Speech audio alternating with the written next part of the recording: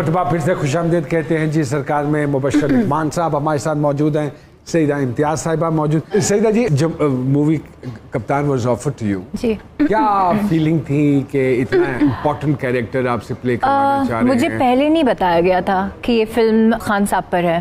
Character नहीं बताया गया था। मुझे अभी तक याद है जब मैंने अपनी माँ को कॉल किया था और उनको बताया कि मैं पाकिस्तानी फिल्म कर रही हूँ, तो वो थोड़ा सा परेशान हो गई थी कि ये लोग कैसी फिल्म होगी। रिहर्सल्स हमारी स्टार्ट हो गई थी, उसके बाद फिर हमें फाइनली बताया। हालांकि आपका डेब्यू भी फिल्म से ही है। हाँ, फिल्म से ही हुआ था, कप्तान से हुआ था। पता है, जब मुझे पता चला था I was very happy, but मुझे ये आइडिया नहीं था कि जब ये चीजें आगे होंगी तो इतना हाइप क्रिएट करेंगी। कभी मिली तो नहीं हुई ना? नहीं, उनके साथ मेरी ईमेल पर बात हुई थी एंड शी एक्चुअली अप्रिशिएटेड कि you know I am really happy to see a pretty girl portraying my role 2013 में। कैसे ब्रीफ किया गया कि जमाइमा साहिबा कैसे चलती हैं, कैसे बात करती हैं? 6 months की रिहर्सल्स थी हमारी। पहले तो एक्टिंग की क्लासेस हमें दी गई थी, फिर मुझे बताया गया था कि भाई ये इंटरव्यूज देखो, ये देखो किस तरीके से है। मेरे बाल काटे गए थे बकायदा, सैक्रिफाइस बहुत करना पड़ा। आउटर लुक तो चलो समहाउ द अदर, हमारे पास मेकअप आर्टिस्ट बहुत अच्छे हैं और गेटअप देने वाले लोग बहुत अच्छे हैं, वो कर देते हैं। लेकिन एक कैरेक्टर को अंदर से करना, और वो भी इतने इम्पोर्टेंट कैरेक्टर को, ये तो बड़ा मुश्किल काम है। जब तक आप जिनका किरदार आप कर रहे हैं, जो कि जिंदा हैं, जब तक आप उनको मिले नहीं, उनको जाने नहीं, so many things of the personality in fact, वो किसने ब्रीफ किया आपको?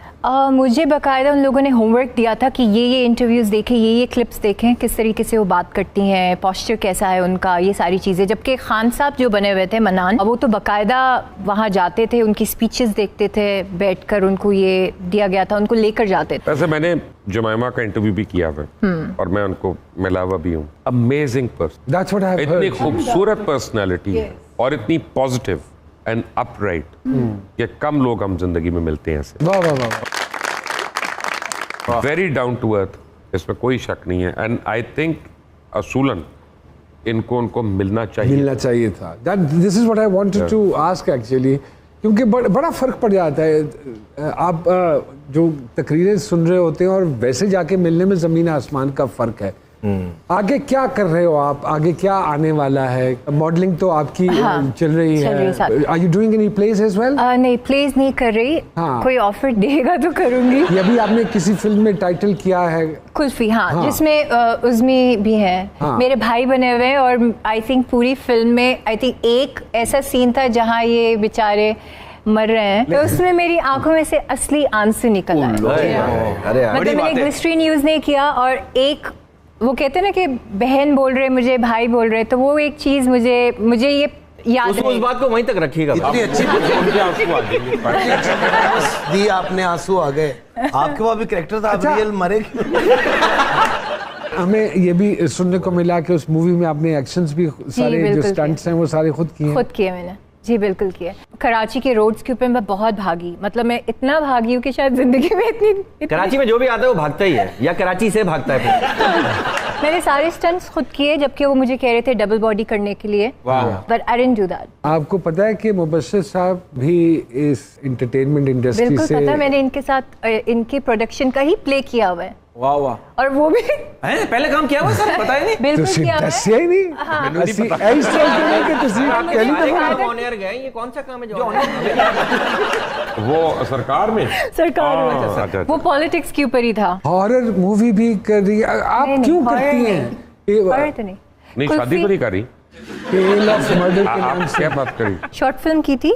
बकायदा मैं इंडिया में 4 साल रही हूँ, बैक एंड फोर्थ ट्रैवलिंग। मैंने एक शॉर्ट फिल्म की थी वहाँ। 4 साल चलती रही वो शॉर्ट फिल्म? नहीं, मैं वहाँ स्टे कर रही थी। आई वाज़न्ट श्योर कि मैं पाकिस्तान आकर स्टे करूँ, क्योंकि उसका कप्तान मैंने कंप्लीट कर ली हुई थी, और ग्रूमिंग भी उस वक्त इस तरीके से नहीं थी। एंड आई गेस फिर मुझे ये हुआ कि I should just come back and देखते हैं कि क्या है क्या। मुबश्शिर साहब, ऑन अ सीरियस नोट अगर लिटिल बिट अगर कहें, व्हाई आर यू एब्सेंट जहाँ तक मेन स्ट्रीम का ताल्लुक है और नहीं नजर आ रहे किसी channel? 2 reasons। 2 reasons।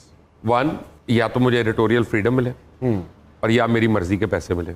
You don't need freedom, आप तो पहले भी बड़ी फ्रीडम नहीं, आप नहीं देते ना। आप सारे चैनल्स के अपने अपने एंगल्स हो गए हैं, हर एक किसी पार्टी के साथ अलाइंड हो गया, कुछ हो गया, माने या ना माने। अच्छा, तो फिर ये कहना गलत नहीं होगा कि हमारी जो खबरें हैं या जो हम प्रोग्राम्स करते हैं वो बड़े अनबाइस्ड है? नहीं, बाइस्ड है टोटल।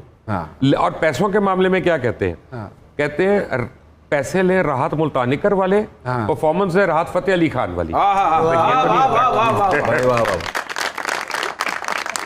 अगर आपके साथ ये हो रहा है जिनके यार गार और दोस्त और वजीर आजम रहे हों, तो फिर तो बात यह है कि अभी मुझसे थोड़ी देर पहले ये सवाल किया और मैं बता रहा था कि there is no such thing as press freedom over here और मीडिया फ्रीडम। मैं आपको रीजन बताता हूँ। मीडिया फ्रीडम वो होती है कि जब आप अपने कमर्शियल इंटरेस्ट के खिलाफ खुलकर बात कर सकें। कि मैं अगर लोगों को बताऊं ये बेवरेज है, ये ड्रिंक है, ये सेहत के लिए मुज़िर है, अगर मैं उसका नाम लेके बता सकता हूँ इसमें इतना चीनी का कंटेंट है, ये वो बिल्कुल ठीक बात, तब मीडिया फ्री है।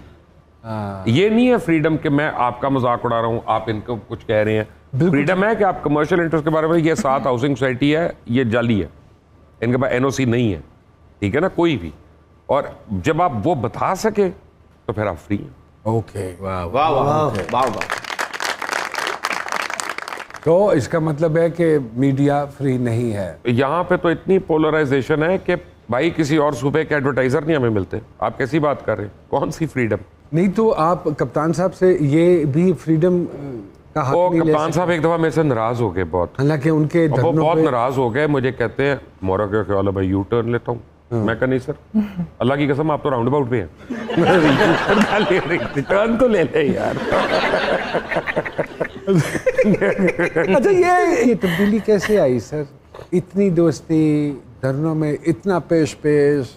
देखें होता क्या है कि Why he didn't agree with anything you asked for? नहीं, आज क्या करना? और मेरा मतलब है बताएं ना मैंने क्या मांगा है। हाँ, पहले तो ये बताएं, मैंने अगर कुछ मांगा ही नहीं है। हाँ, बिकॉज आपके even the YouTube channel as well, अगर उस पर भी हम कंटेंट देखें तो वो NTPTI होता है सारे के साथ मोस्टली। नहीं, मेरा यूट्यूब का जो कंटेंट है, मैं आपको बताता हूँ एक बात। अगर एक गवर्नमेंट बार बार कह रही है कि अब महंगाई नहीं होगी, हम काबू पा रहे हैं, और हर 15 दिन बाद पेट्रोल महंगा हो रहा है, तो मैं उसकी तारीफ तो नहीं कर सकता। I agree, I am a citizen as well, I agree. तो मैं PTI की मुखालफत नहीं कर रहा, मैं उसकी गवर्नेंस को एक्सपोज कर रहा हूँ।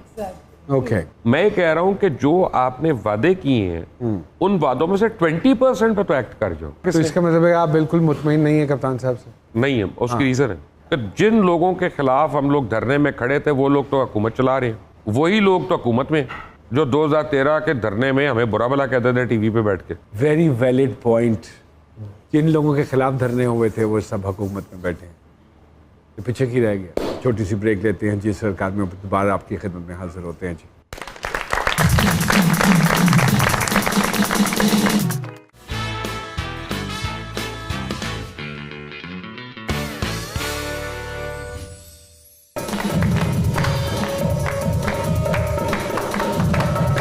सरकार में एक मरतबा फिर से खुश आमदेद।